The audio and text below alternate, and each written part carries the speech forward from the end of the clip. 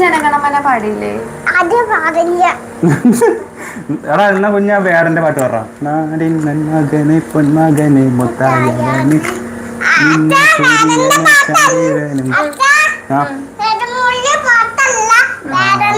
അല്ലേ വേടന്റെ പാട്ടല്ലേ? അല്ല അല്ലല്ല, എടാ മോനെ ഫഹദ് ഫാസിലിന്റെ മറ്റേ സിനിമത്തെ വേടൻ വേടൻ പിന്നെ